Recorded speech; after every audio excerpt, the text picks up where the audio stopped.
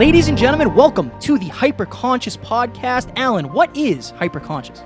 Once you understand why something is the way that it is, now you have the power to change it. Great conversations with great people and great questions are the keys to the kingdom of unlocking your consciousness. Every single action that you do starts as a thought. When you control the way you think, you will control the way you act, and you will control the way you live. That is hyperconscious. Ladies and gentlemen, welcome back to another very special, as always, episode of the Hyperconscious Podcast. Today, Alan and I were lucky enough to chat with the one and only Bronnie Ware. She is the author of one of Alan's favorite books, The Top 5 Regrets of the Dying. She is an amazing speaker as well as just an amazing human being. To say that this woman has changed my life would be a drastic understatement. There's a flashcard in my pocket with all of the top 5 regrets of the dying, the number one being the one I live by every day, which is I wish I had lived a life true to myself and not what others expected of me. That is what we want to do on this podcast, is help you answer the tough questions in advance so that you do not live a life of regret. Bronnie Ware, you get to hear it from her directly. She is so awesome. So awesome. If you want to hear Alan fanboy, this will be the episode. But honestly, it was a game changer because being able to learn from somebody who has basically the cheat codes of life. Yeah. Like the people that she studied and she worked with, her patients, said, hey, Bronnie, I want you to share this with the world. I don't ever want anybody to have to do what I'm doing right now and feel this regret. So this was one of, again, I'm going to say this again because I've said it in the last 20 episodes, but this was one of my favorite episodes to date. I know it was one of yours as well. This is one of the most powerful concepts that you could possibly ever learn about. Start with the end in mind. We all will eventually die. What are we going to do with this life? This is going to help you tremendously. I hope you enjoy. You will enjoy, and we will talk to you in the midro. Talk soon. Bye. Ladies and gentlemen, the Hyperconscious Podcast is proudly sponsored by our friend and mentor, David Meltzer of the Playbook Podcast. He was kind enough to join us on episode 144 and 135. Folks, it has become Kevin and I's mission in life to help you realize that the life of your dreams is right on the other side of you becoming the greatest version of yourself. Let us help you do that. I rarely do these things twice in such a short amount of time, but you guys impress me. I believe in people that provide value and of our service. You two guys are on your way to huge fulfillment, purpose, and profitability, and I'm looking forward to helping you both. We appreciate that more than you know.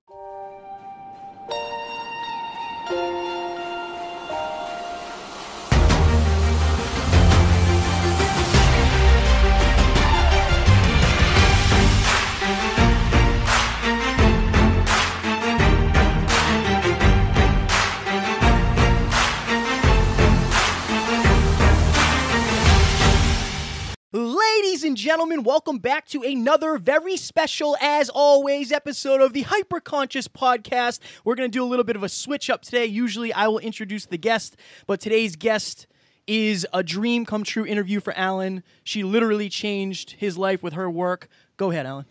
So, Bronnie Ware was someone who, after a car crash, the listeners know that my father passed away when I was 2 years old. He was 28 in a car accident. And so when I was 26 years old, this was the big turning point in my life.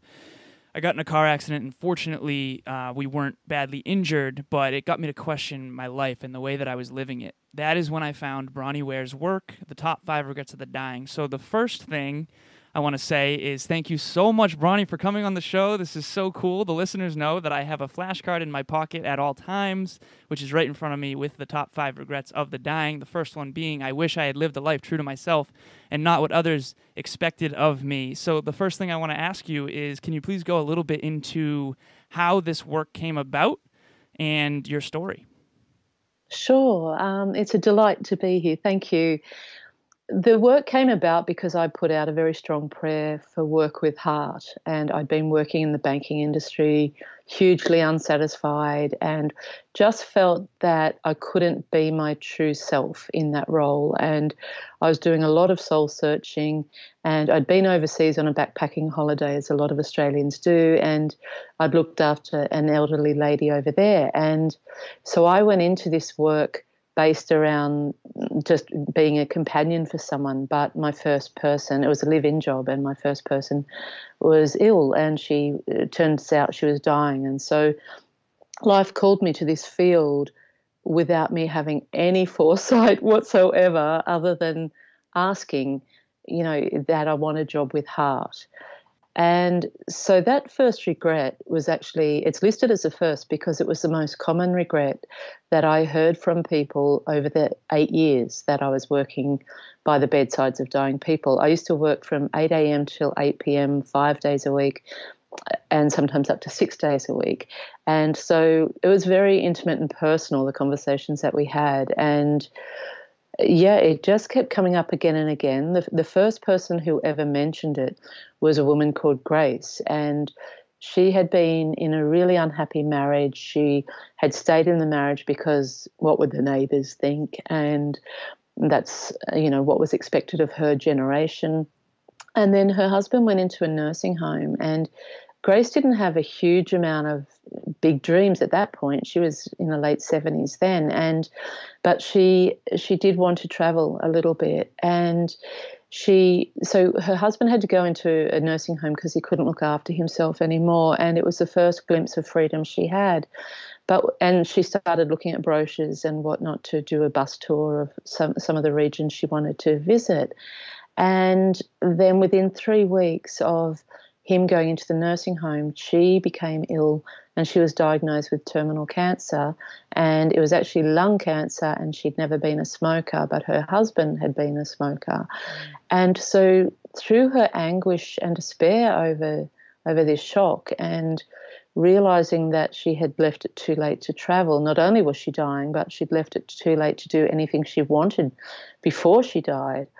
It was just so painful for her, and she was a tiny little lady but really fierce, and she held my hand and said to me, "Bronnie, you promise this dying lady, you will never make this mistake yourself. Don't you let me go through this, and know that you have a chance here to change your life." And so I did promise it to her, but she and I've always remained committed to it since. But she wasn't the only one. There were so many times when I wasn't asking directly about regrets, but regrets would come up, and then I would ask questions if it was obvious that the patient wanted to expand on the subject. And there were so many times I just think, okay, here we go again. Here it is again. And it's a doozy. It's a big one. Bronnie, how quickly, so obviously you heard these things multiple times, how quickly did you adapt them into your own life and say, like, I have such a unique perspective here to be able to speak to these people and hear their deepest, darkest regrets, which a lot of times nobody would probably ever hear. So how quickly did you really adopt those into your own life? Oh, it was a gradual transformation. I think any lasting change is. We can bring it into our consciousness quite quickly, and certainly my intention to make changes happen very fast. But to actually heal the things that stop you from allowing yourself to step into the best life you can live does take a lot of healing. And so I was with dying people for 8 years, and from who I was when I went in to who I was when I stopped working with them, I was completely transformed. But I couldn't say that it was an overnight thing. They were really hard years for me, and I was doing a massive amount of inner work to do the healing, and away at meditation retreats all the time and reading every book I could get my hands on, but more just bringing I think the biggest change we can ever make and the biggest support we can ever give ourselves in our life is to bring as much consciousness as possible into the decisions we make. And that started happening the intention for that to happen was almost immediate, and then over time it became a habit. So that's actually a lot about what this podcast, how it came about, is like intentional living. Like really, Kevin and I often ask the listeners, and we ask ourselves, like, what am I doing today that I might regret in the future? What am I not doing that I should be doing that I might regret in the future? So we talk about reverse engineering regret constantly. So your TED Talk, I actually rewatched it today, but it's been on my playlist again for years. But this quote stuck out to me, and I was writing it down before this interview. Time is a very precious gift that we are all given. It's something we all have in common. The length of time obviously differs. But regardless of whether or not we are here for a short life or a long life, time is a gift, and how we choose to use that gift will determine whether we are creating a life of regret or a life of joy. And the choice is ours. So I love how much you emphasize the word choice in that statement, because it implies that it's our responsibility to make the choice. So for the listeners, my question is this. From your perspective, how do we know whether or not we are making choices that lead to regret versus choices that lead to joy? We know. We know. Our heart knows. So I live a lot by a quote from Buddha that says, the mind knows no answers, the heart knows no questions. Or it may be the other way around, the heart knows no questions, the mind knows no answers. No, I think it's the first. The mind knows the mind knows no answers, the heart knows no questions. So if, there's a big difference between breaking through resistance and working through fear compared to just knowing it's the wrong move. And so if I'm facing a decision, I just think, okay, is this just fear, or is this really my heart saying, Bronnie, there's no joy at the end of this road. If you go this way now, it may be the easiest path, or it may seem to be the easiest path, but are you being really honest with yourself that this is the right way to go? And then I look at my motives behind it. Is it a fear-based decision? Like, am I doing this? I don't know. Am I doing this because it might make me money that I need right now, or something like that? It's like, well, is my heart really in that? Okay. Or the other way, where it's like, okay, my heart is calling me to do this, to create something. And that feels like a longer project, a bigger project, but it feels really exciting. And so I step out of the how a lot, and I leave that up to life. And if my heart is calling me one way and fear is calling me the other way, well, I always try and honor the heart, even if it is scary. So yeah, if you're at that point where you're making decisions, it's always a choice. But I always look underneath the choice and think, okay, what is driving this choice? Is it my heart pulling me forward? And even if I have to break through resistance, is it my heart calling me, to expand and step up? Or is it my human mind trying desperately to grasp some sort of solution or find the easy way out? Bronnie, I'm so happy that we're talking about the heart. So something that I resonated very highly with is when I heard you say that you wanted to work from the heart. You didn't just want a paycheck, you wanted to work from your heart. So how does one know? Because like you said, you just know, but like say somebody comes up to you and says, hey, I'm unfulfilled, I'm not happy, and I really want to be working from my heart. What are the steps that you think they would need to take in order to kind of figure out what that means to them? Well, I would say, what did you love doing as a child? And I would also say, if you had no limit on time, money, or skills, or worried about what other people would think of you, how would you like to spend your time? If you just could do anything, what would you do? And the answer lies in those two things, what you did in your childhood and what you would do if you didn't have all those restrictions on you. And usually they're the same thing, or they're certainly overlapping. And then it's like, okay, so in my case, I had pen friends as a child. I was always writing to people. So I didn't sort of see writing ever as my future. But when I sat down and there's a book I read in 1996 by Shakti Gawain, and it's called Creative Visualization. And it was one of the earlier books in the whole manifesting sort of explosion, the mind manifesting world. And it said, make a list of 5 things you're good at and 5 things you love to do. And I think that is something I still tell people that now, because often it's the things that land in both of those that is the answer that you're looking for and the seed of the next step to take. And so for me, it was writing and photography fell into both of those, and that led to me starting to start on my creative path. But I also say that if you do that and you work out something there and you think, okay, I would love to do more of this, or this really makes me happy when I'm doing this, it might be for you guys, the fitness side of it, for me, jumping on my push bike, going for a ride, whatever it is. But at the same time, we can stop ourselves from even getting anywhere because we need the first step. We're too scared to even take the first step. And that's all we have to do is take the first step. We don't need to know all of the answers beyond that. And that's where the courage comes in, because the human mind wants to know all the steps before we even take the first step. But all we really need to do is have the courage to take the first step and then see what we learn from that and where life's calling us with the next step. And each step will reveal itself one at a time. But first we have to get clear of what makes us happy. And then, sorry, I won't expand on it forever, but say for example, you want to do something and you cannot think of a way you could make a living out of it. Say an easy example, you want to spend more time in the garden, planting more flowers or something like that.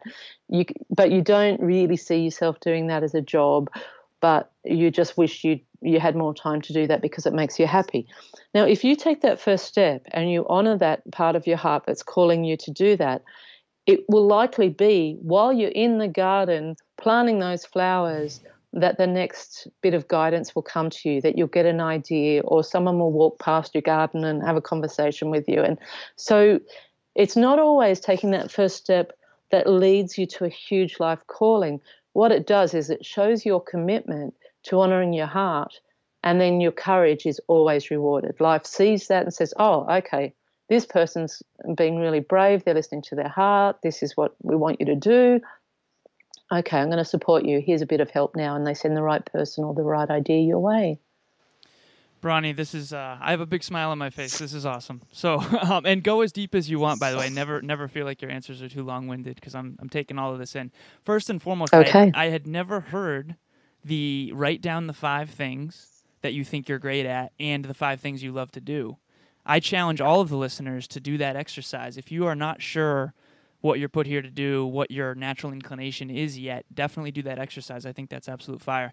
Another thing that I want to mention, I went in the Hyperconscious Nation, which is a private Facebook group for this podcast, earlier today, and I told a story about how it took me courage to tag you 3 years ago in my Instagram post, and then it took courage to email your team, and that I actually got a no from you several times. But what I told them is that had I not at least tried, then this wouldn't be happening. And we talked a little bit in the preamble about how I was persistent but also patient, I think is the way you put it. And I just wanted to bring that up because it did take courage. And I think that a lot of times we're so afraid of rejection, or we're so afraid of what other people will think of us. And one of the biggest regrets that I had after that car accident, when I looked at my life and whether or not I would have been proud of the man that I became, I think I was doing a lot of what I was quote-unquote supposed to do and not as much about what I really wanted to do. So I guess, are there any practical tips we can give the listeners out there who maybe haven't had that wake-up call of a death of a pet or a death of a loved one or a tough car accident? Is there a way to kind of uncover those deep desires in a more simple way without having to go through that post-traumatic growth? Well, there is, but it usually takes something as big as that to make us realize the sacredness of time. But the way to do it without having to learn the hard way, without having to go through that, is to actually have the courage and face the fact that you're going to die. Because, if you dare to visit that space and contemplate your own death, then you realize how sacred your time is. And even in your 20s or 30s, or people die in their 20s and 30s all the time. It doesn't matter what age you are.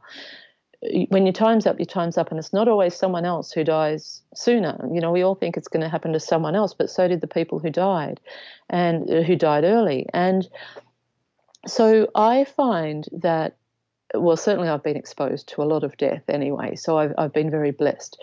But what I try and teach is that face your death, face the fact that you are on limited time.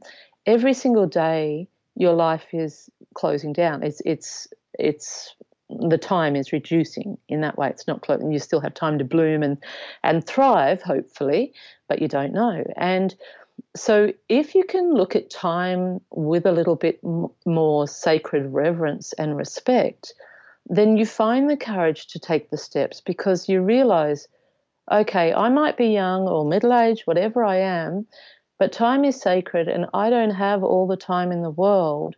And so I am going to die one day. And one of the things that dying people said to me, and these are people, whether they were in their 80s, 70s, 40s, they all, just about every one of them, not in the exact words, but nearly all of them said, I cannot believe it's over so soon.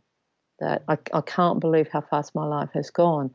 And so it's easy when you're in your 20s, 30s, even your 40s to think, oh, yeah, I've still got a while. But then you get into your 50s and you think, okay, and some of your friends start dropping off and your parents are, well, you've lost your dad really early, but, if your parents are still living, their lives are starting to wind down. But the point I'm making is life goes fast. And time is an incredibly sacred resource that is ever decreasing.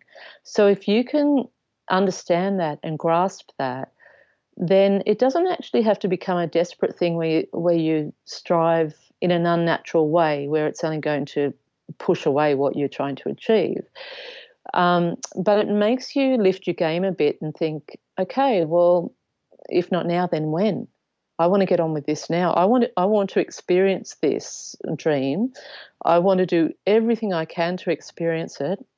If it doesn't unfold, I want to at least know that I've given it my absolute best, and that I've supported that dream, that I haven't just waited to get around to it one day. And so I use death as a tool for living. I think that facing death and understanding that you are on ever decreasing time is one of the greatest things, one of the greatest implements for courage that you can find. Because once you know you're going to die, you not only find the courage to live your dreams, you also let go of what other people think of you, because who cares? You're going to die anyway. You may as well just live the life that you want to be living. Well, it creates necessity too. I think that, like, if you smoked a cigarette and the second after you smoked it, you died, nobody would smoke cigarettes. But it's like, it seems so far away. It seems like, well, I'll worry about that next year or in 20 years or in 30 years. So it's just having that perspective is huge. And I set the intention while you were saying that to try to practice more gratitude when it comes to just saying, I'm grateful I'm alive today, because none of this is promised. So I did, I'm going to set that intention. I'm sure Alan and I will chat about that after. So Absolutely. The number 5 regret was that I wish I had let myself be happier. What is the difference between letting yourself being happy and then, like, I feel like a lot of people say, I need to make myself happier. Is there a difference in your opinion? Sure, good question. Sure, making yourself happier feels forced and puts pressure on yourself, and there's already enough pressure on us in life without having to, I've got to get happy. I've got to get happy now. I'm going to make myself happy.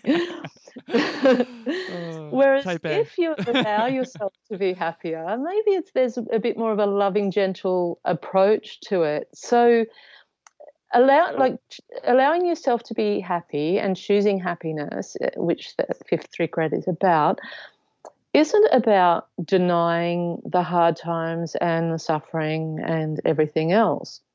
What it's about, because that's part of life, that is how we reach our potential. We have to have the contrast to the good to realize, to appreciate our life and to realize our full potential. If we weren't called to stretch and expand and break down our resistance to who we can actually be and dare to be, then we'd just be cruising along and we'd never know how amazing we can actually become. So the suffering and the challenges are a part of it, and they're not to be despised and dreaded and hated, because they're actually given to us from a place of love. So the more we can embrace the hard learning, the smoother we move through it, but the more blessings we also take from them.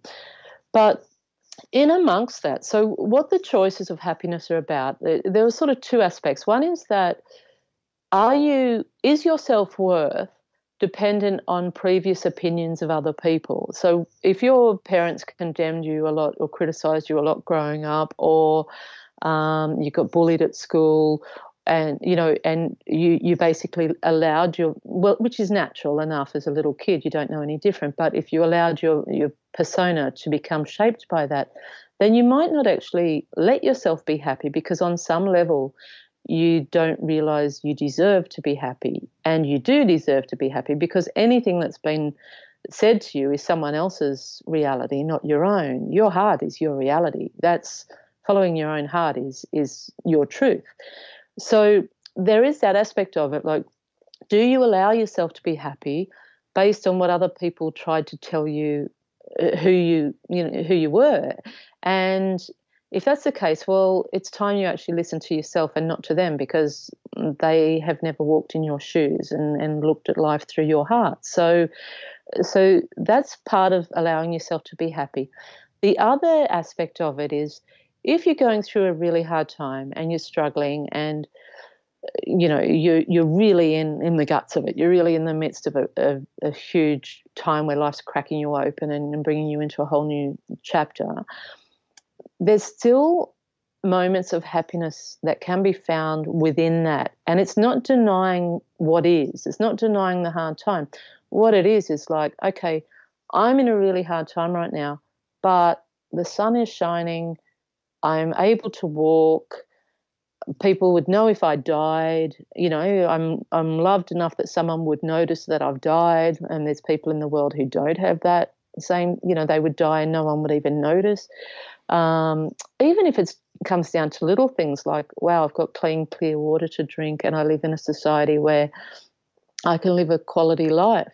So, every time you change your focus back to something like that, you are choosing happiness, because you are saying, okay, this is a really hard time. I don't really know the way out of it yet, but I can still see that there's other good things happening in my life. And so, like I say, it's not denying the hard stuff, but it is choosing how long you want to focus on the hard stuff, or where you want to put your focus. And obviously, the more where you put your focus is what you attract, and what comes your way a lot more. So as you're working through the hard times, you can still be choosing happiness in little pockets throughout that, and then those pockets expand and the darkness diminishes.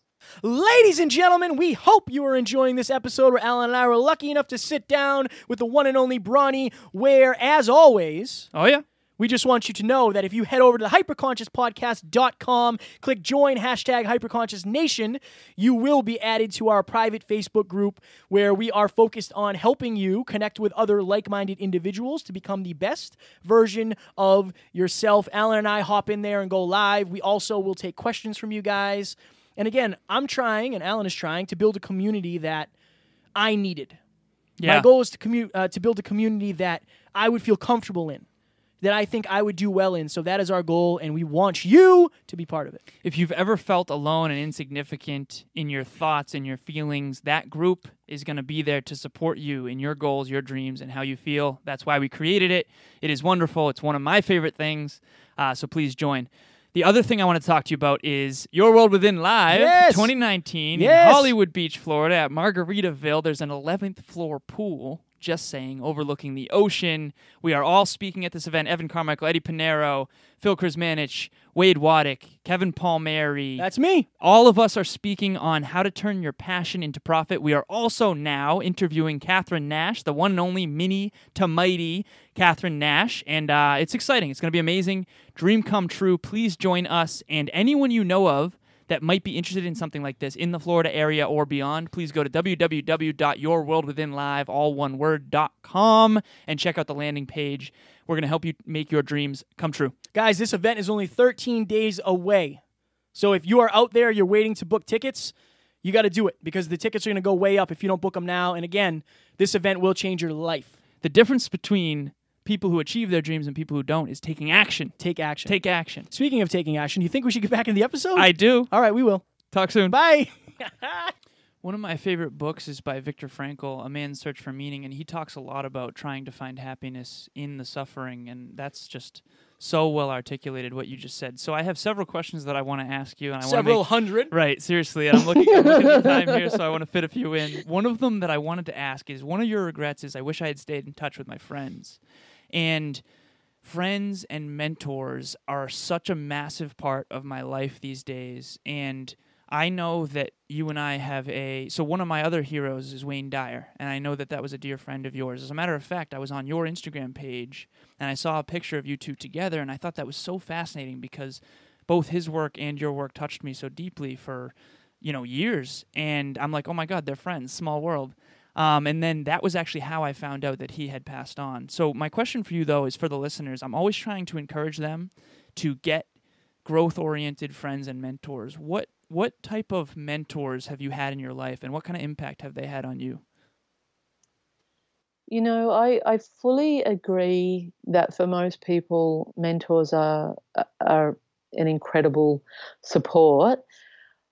My journey's been quite different to that. I haven't had a lot of mentors.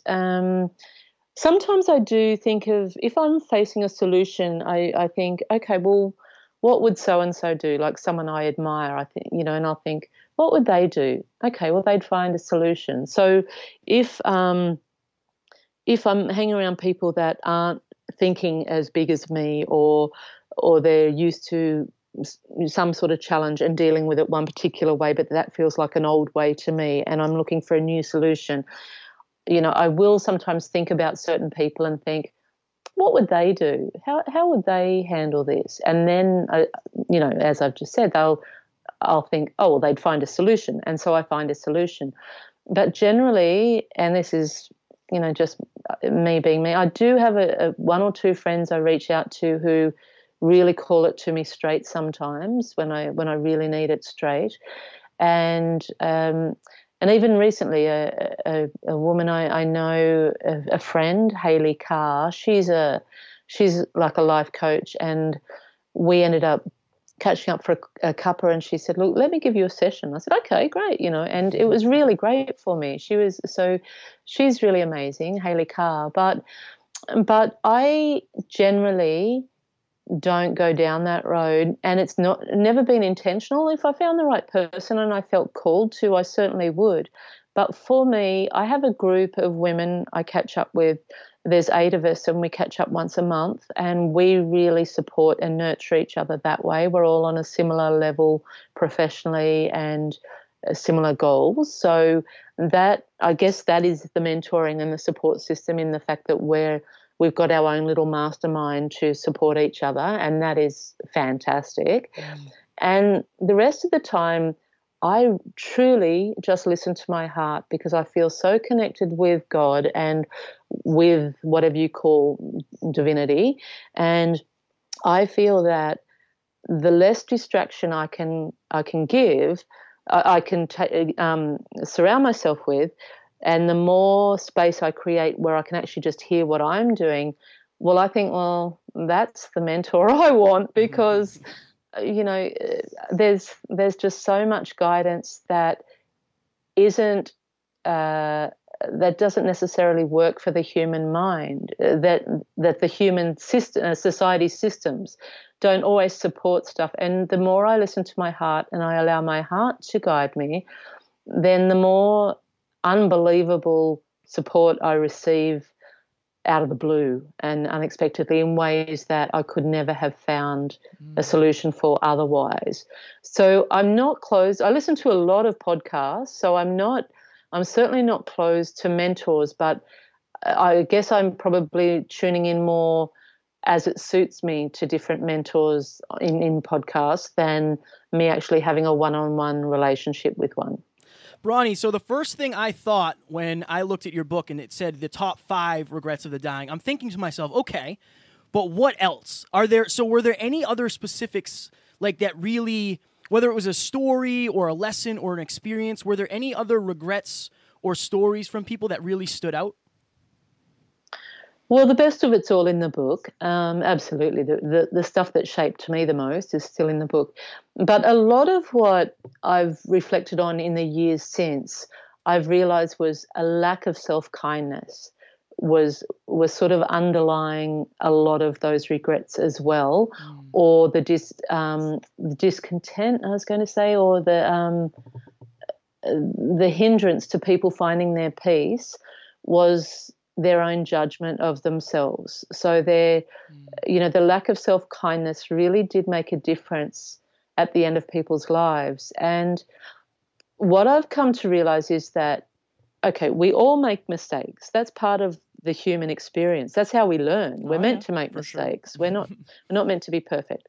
So what changes regret from being so what changes a mistake from just being a mistake to being a regret? Because all regrets are mistakes, but not all mistakes are regrets. So when you think about why does this mistake become a regret and why does this mistake not, the only thing is our own harsh judgment on it. We've judged ourselves harshly about this mistake, and now it's become a regret. Whereas if we can bring kindness and compassion into our mistakes, into ourselves, in our judgment of ourselves over mistakes, then we can just say, oh, okay, I messed up. I'm human. I've learned by that one. I'm definitely not going to do that one again. I'm going to love who I was in that moment because that was the best I was in that moment. I'm going to love that person inside me, and I'm going to move forward as the person who's wiser because they've learned, this person has learned already. Whereas I could look back and say, oh, I so wish I didn't do that. Oh, my God, and not forgive yourself. And then it's all of a sudden you're carrying this awful regret that becomes a judgment that you're carrying on your shoulders, on your back the whole time, like a heavier load, just because you can't forgive yourself and for being human, because that's all. Like, mistakes are a part of life. So. It's so interesting to me that your work is so profound because it's like the human condition around life and death. It's just so. One of the quotes by Thoreau that I try to think of all the time when I'm trying to follow my heart, even when it's really difficult. Kevin always says this. He says there's the right choice and then there's the easy choice.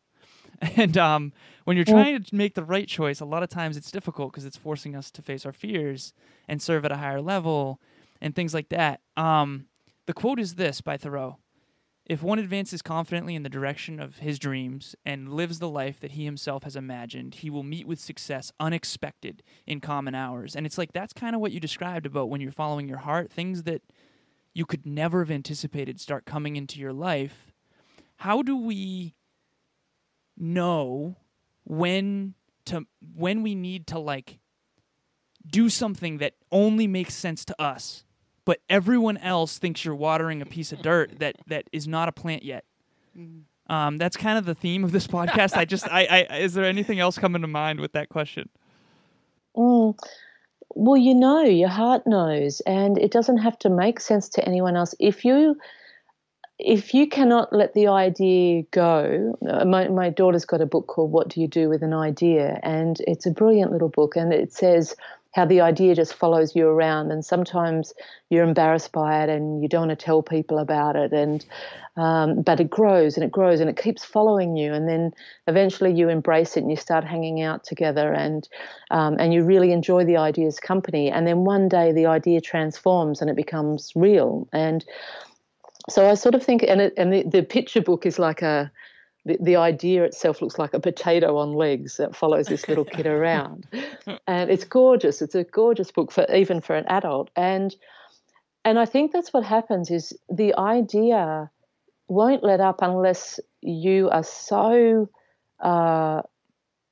affected by other people to the degree that you squash it. And that takes a lot of work to squash an idea that's come from your heart.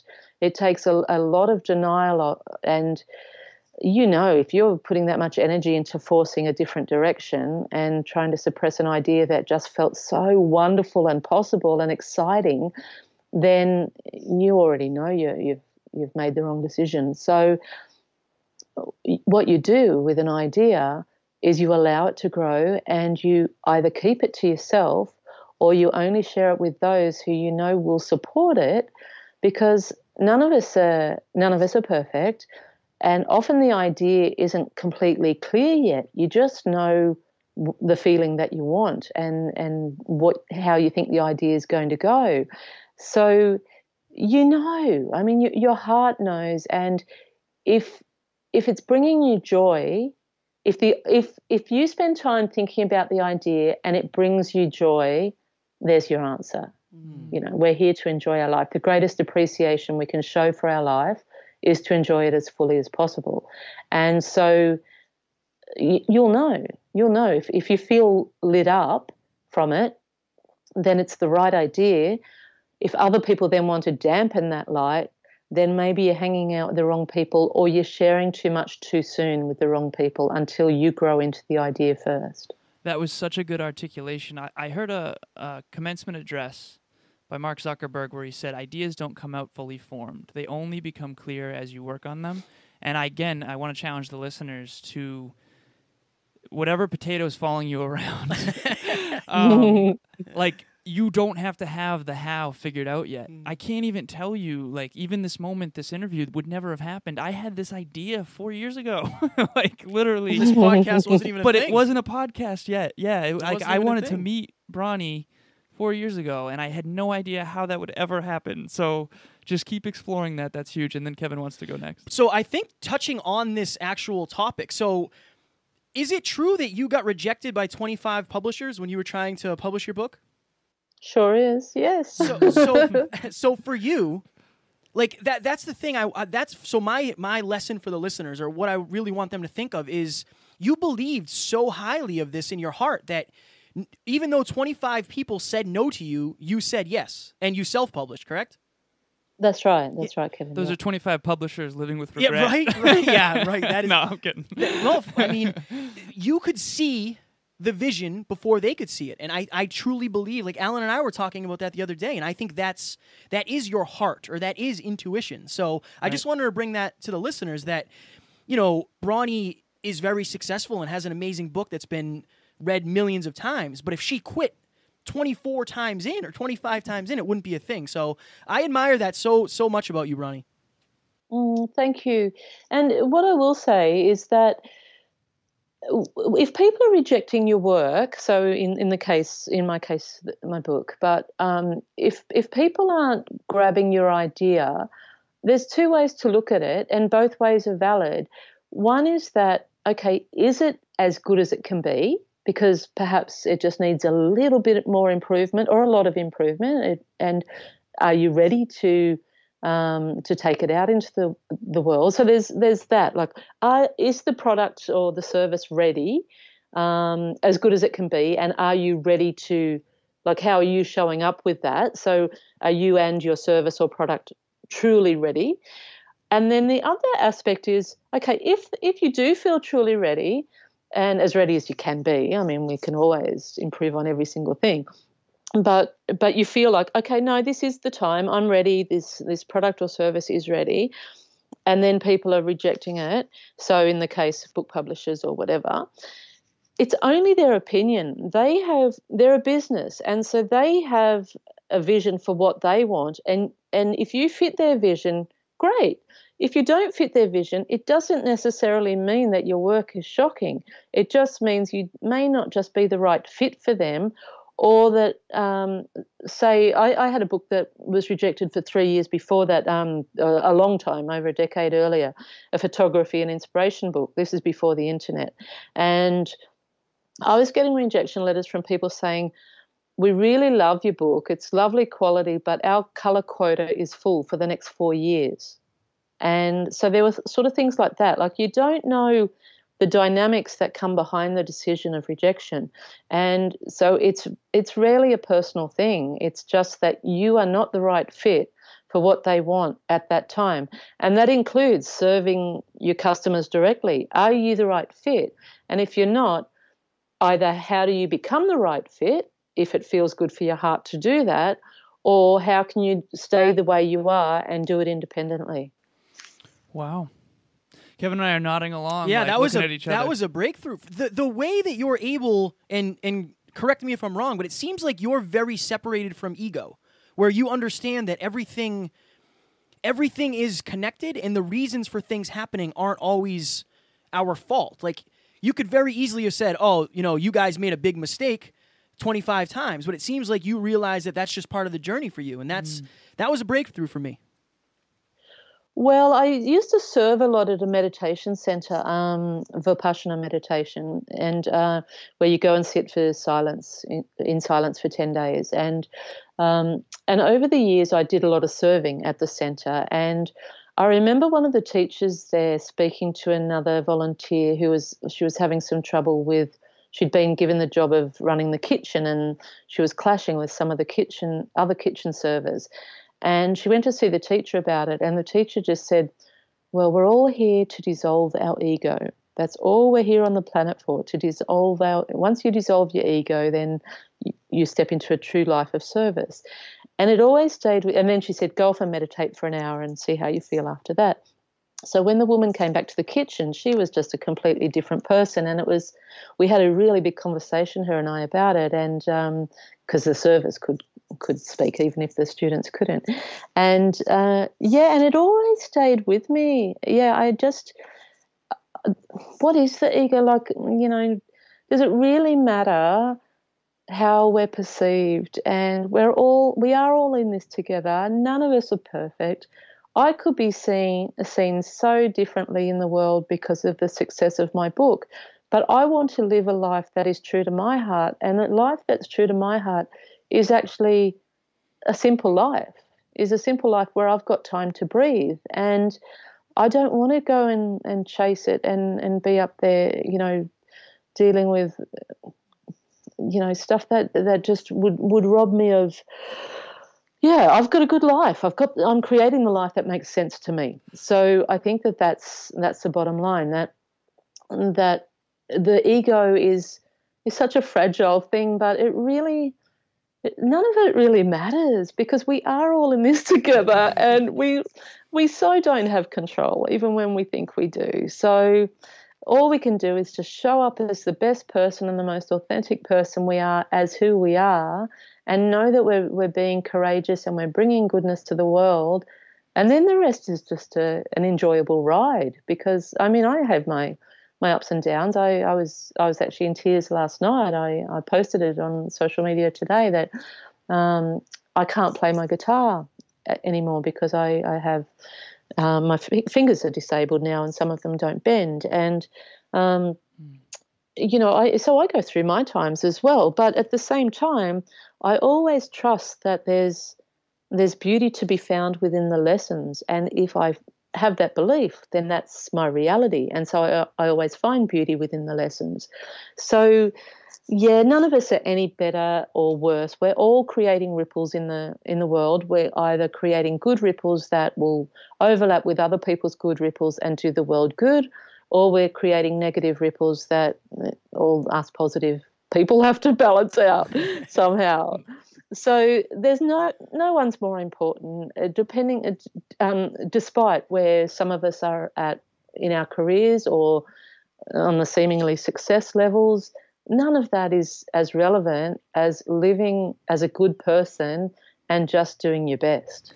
So I can attest to you living a simple life. I've been following you on Instagram for a long time, and it's usually flowers and nature and all the good things. Water. So, yeah, and I love it. I love it. So there's a lot of water around me, always water.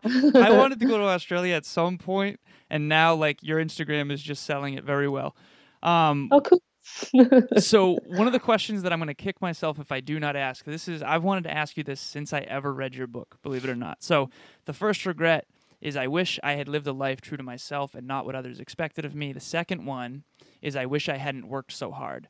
I believe, and I'm going to ask you, I'm so excited that I get to ask you this, but I thought that was because of number one. In other words, I don't think people would regret working so hard if they were working hard at their heart's real inclinations. What is your take on that? I think that's a really wise perspective, and I get what you're saying. Because it wouldn't feel so much like hard work if they're living true to their themselves anyway, as you guys both are, and as I am. But there is a but. Even when you love your work, it cannot be everything, and this is where the regret really came from, where people did love their work, but they realised that they'd not left enough space for other aspects of their work. And so when work was taken away for some reason, like people retired or, their family needed them more, then they not only lost their whole identity, but they just didn't know they didn't know who they were. And what people were finding, and what I've certainly found since as well, since I've been committed to this, because I could be guilty of that too. I love my work, and there's times I could, if I didn't have other responsibilities, I could happily work an obscene amount of hours because I get excited and passionate, and I'm going to do this, going to do that, and I'm in creative mode and everything. But what I've found is if you honor that and that regret, that you're not going to work too hard and actually put a limit on it, then when you go and do other things and honor other areas of your life, social time, movement time, rest time, or whatever, spiritual time, all of these things, when you honor those other areas as well, then you not only come back to life back to your working life with much more efficiency and clarity, but life actually gives you a million shortcuts as well. Through, it may be that you're out and you have a chat with a stranger and all of a sudden you've got an answer that may have taken you 10 steps on your own, but it's just taken you one because you've just met someone who knows someone, or they've said in an offhand comment, oh, da-da-da-da, and it's like, that's what I've got to do. Okay. And so I find that the working too hard thing is trying to control every step of it, every step of the way yourself, whereas when you make that commitment to not work too hard, it doesn't mean not showing up and doing the work, but when you actually acknowledge, okay, I don't want to fill my whole life up with work, then the joy of the other areas expands as well, but it also supports your work and gives you so much more efficiency and so many more shortcuts. I've been waiting to ask that question for such a long time. That is very, I very hope the answer helpful. was worth the wait. Oh, it really was. It really was. I'm like a kid in a candy store right now. I'm so Bronnie, excited. I've never seen him so excited for an interview ever. He was unbelievably excited, and it's making me happy to see him so happy. Unfortunately, we're coming up against the clock, and again, I want to make sure you're out of here on time. So Alan and I have 2 questions that we ask every single guest we've ever had on here. My question is actually very applicable in this situation. So my question to you is, what do you hope to accomplish before you die? Like, what are your long-term goals for your life? Well, I did a thing recently. I can't remember who it was. A friend was doing it. It's you ask 7 questions and you get to your why of yes. why you do everything, and you ask one question and then the next one, and they all lead off, and you get to the bottom of them, and it's what's your real why. And the why of why I do everything, which came as a real surprise to me because I had a million other things I thought would be my why, but my why is that I want to dare to see how much joy I can allow into my life. So that's my driving force, even though I didn't always realize it consciously, that what I'd like to achieve for the rest of my life is to just keep expanding my experience of joy in the fullest way possible.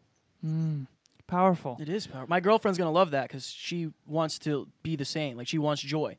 She's going to love this episode. She had your book, by Yes, the way, yes. prior to Kevin dating her. Yes. And she's a keeper, Bronnie. Okay. yeah, right. So my question, and I actually recently came across that too. Dean Graziosi has it in his book, Secrets to Millionaire Mindset or something like that. But I think Dean learned it from someone else, which might have been the person you learned it from. But anyways. I'm not sure. Yeah, a friend just sent me a link and I did it and I thought, that's really interesting. Right. Yeah. I don't know why it's 7. But it works, though. It does work. If you want to change the fruit, you got to go to the root. So, Yes. okay, my question. So normally I wear a North Star around my neck, and I did a back flip, or a front flip rather, off the dock into the lake 2 weeks ago, and I lost it at the bottom of the lake, but I have since ordered another one. But anyways, so after my car crash, when I found your work, I started living by this saying: you cannot see the stars during the day. They're always there, but sometimes it takes the darkness to see clearly that which we simply could not within the light. That's a quote that I open all of my speeches with now. I found your work when I was in my darkest place, along with a couple other people that really helped me change my life and live a regret-free life. I believe we grow and evolve and change. We make mistakes. We learn from them. All of us are here on this journey, and we're growing and evolving. But I believe there's something about us that never changes. So my question for you is very simple. What about you never changed? My gentleness and my love of nature. Simple as that, really. No matter how much I've become sociable, no matter how busy I've become, no matter how much I've expanded and stepped out into the world and become more confident and backed myself and moved in circles, massive success circles and everything else, the bottom, underneath all of that, always in a really comfortable, beautiful, safe place, is always that I'm naturally a gentle person and that my greatest teacher is nature, and it's where I most always want to be. Before we started this interview, when I first got into the studio, I was 15 minutes late. Kevin was already here. He always is late, Bronnie. I'm punctual. I'm like you, Alan. I'm a punctual person. That's the thing about me that never changed. But I said to him, because I was listening to your TED Talk on my way home from the gym tonight, and I said, she's very gentle. Yeah, he did. And honestly, the word that is jumping off the page for me is genuine. I don't know how to, I just feel really good right now. I feel very aligned. We're doing an episode on that later, but I don't know how to explain it. This was one of my favorites for sure, because you can tell that you are leading with your heart. And I think it's so rare nowadays for people to be able to do that and know like you know. And yeah, this has been fire. I just want to make sure that you tell the listeners where they can find you. I know that you have some new stuff coming out, so plug away, Bronnie. Thank you. Of course. I will just say about being genuine before I finish is Sure. that it's really too much hard work to be anything else. And so if it's feeling like ridiculous hard work, and that doesn't mean not expanding yourself and seeing who you can really bloom into. I'm a part of that, definitely, but you don't have to use other people's systems, and you don't have to follow other people's footsteps. You can still, your heart will know the way. So, yeah, for me, the thought of being anything other than genuine is like, too much hard work to do that. I don't want to be that. I respect it. That's why we're not punctual, Bronnie. someone else's agenda. No, I'm kidding. But yes, you can find me at bronnieware.com. So it's Bronnie with an R, like Bonnie. It's like Bonnie with an R in it. Bronnie Ware, like in warehouse, WARE. And I've just released an updated edition of the top 5 regrets of the dying, and it's such a thrill for me to have a chance to put this book out there, because the book that has reached so many people around the world in 32 languages and has a movie in the pipeline, it was never edited, because when I put it out as an independent release, I didn't have the funds to edit it, and I knew nothing about publishing then anyway. And so when the publisher came to me, they just published it straight away, so they didn't lose the wave I had created. So then I said to them years later, I'd love to have a go at editing that a little bit. And they said, okay, let's do it. And so it's not that different, but the writing style is much tighter, and it's just, I'm just so proud of this new edition. It's a more enjoyable read for anyone who gets their hands on it. And yeah, so the top 5 regrets of the dying, the updated edition, it's out now, and that's most what I would love to offer to the world, because I think that so many answers are in there for people. So yeah, that's about it. I will have to update my slide. Yeah, we're going to do too. I just gave a speech on conscious leadership to a group of high school athletes last week, and one of my slides was the top 5 regrets of the dying after I told my story of the car accident. I'm going to have to update that with the new book. That's company expense. Two nice new books. Bronnie, thank you so much for doing this. I appreciate you so much. I appreciate the joy that you got and the gorgeous energy that both of you are bringing to the world. So good on you for what you're doing as well. It's been a delight. We appreciate you so very much. This was a really a treat for me to see Alan so happy, and This was great. I'm so happy. I'm so fulfilled right now. I can't explain it. Making it sound like I'm always unhappy. Yeah, right. So we will let you go before we take your entire night. Bronnie, thank you so very much for joining us. Well, it's morning for her. Oh, but right. Yeah. Right. Before we take her home. It's night here. Yeah. Yeah, well, good night. And it's been love. It really has been a joy to connect with both of you. And good on you, Alan, for staying persistent enough to make this happen, because it's been a real pleasure. Thank you so much. I hope our paths cross at some point. Yeah, I hope so too. Bless you both. Thank too. you, Bronnie. Talk soon. Bye-bye. Bye. Ladies and gentlemen, we hope you enjoyed this episode where Alan and I were lucky enough to sit down with the one and only amazing Bronnie Ware. Up next, we have a very special 5-minute clinic on the word pride/proud. Ask yourself this before you go to bed. Am I proud of the way I live today? Am I proud of the way I communicated? If I had a child, would they be proud to follow in my lead? Have I been proud of the way that I've been living lately? My answer to that has been no recently, and it's you against you. It's nothing. No one else should be able to tell you how to live. When you ask yourself that question, what's your answer? If the answer is no, that's okay. We're all human. We all make mistakes. I certainly do. What are you going to do about it? And that's what this episode's about. I hope you enjoy. Speaking of making mistakes, I said follow in my lead when I did my little part there, and that's not a sentence. And in this episode, you talk about a mistake you made. That's that very was true. super vulnerable. Yes. That I think the listeners will take something Yes, from. do not miss it. Talk soon. Bye. Ladies and gentlemen, thank you so very much for listening to another episode of the Hyperconscious Podcast. Going hyper-conscious will absolutely change your life, because if you understand why something is the way it is, now you have the power to change it. If you going hyper-conscious with us has changed your life in any way, please share this episode with one of your friends, because the more people that go hyper-conscious, the better this world's going to be for everybody. And if you would kindly leave us a 5-star review on iTunes, that would help us make more people hyper-conscious, and we would be greatly appreciative. Thank you. Bye.